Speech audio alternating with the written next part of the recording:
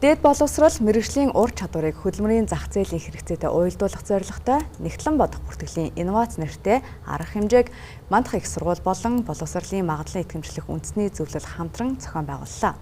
Энэхүү үйл ажиллагаа нь орчин цагийн дижитал шилжилт, хиймэл оюун ухаанд суурилсан бизнесийн удирдлагын хөтөлбөрүүд тэр дундаа Нэгтлэн бодох бүртгэлийн салбар дахь шинжилэл, инновацийн талаар өргөн хүрээнд хилэлцсэн юм а.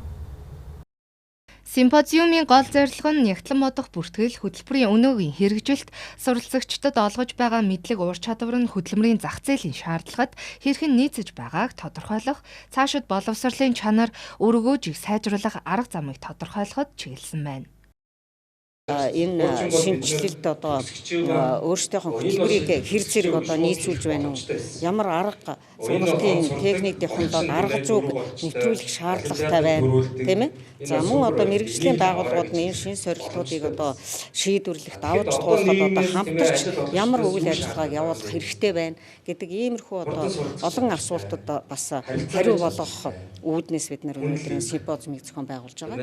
Тэгэхээр өнөөдрийн симпозиумд бол одоо мэргэжлийн манай Нэгтлэн бодох бүртгэлийн мэргэжлийн чиглэлийн төрийн болоод төрийн бус байгууллага, за мөн мэргэжлийн их сургуулиудын эрдэмтэн профессор, судлаачид, за мөн одоо ажил олгогчдын төлөө зэрэг олон талын оролцоог одоо хамруулсан байгаа.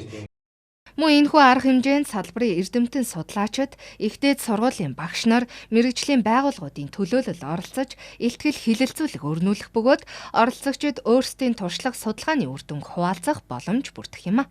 Бид нар одоо хиймэл оюуныг одоо Нэгтлэн бодох бүртгэлийн салбарт хэрхэн ашиглах уу, өгөгдлийг одоо хэрхэн дүн шинжилгээ хийх үү, хэрхэн ашиглах уу, за тэгээ санхүүгийн болон санхүүгийн бус бүтээлийг хэрхэн бэлтгэх үү гэсэн арга зүйн шинжилттэй сургалтын хөтөлбөртөө бас оруулж байгаа.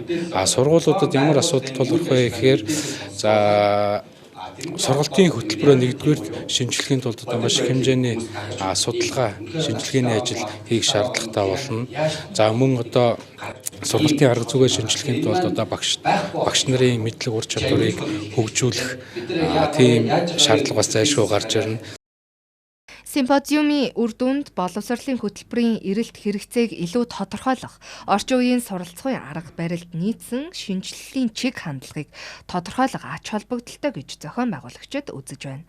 Боловсрол хөдөлмөрийн зах зээлийн уялдаа холбоог сайжруулахад чиглэсэн энэхүү симпозиум нь Нэгтлэн бодох бүртгэлийн салбарын хөгжилд чухал түлхэц үзүүлэх арга хэмжээ боллоо.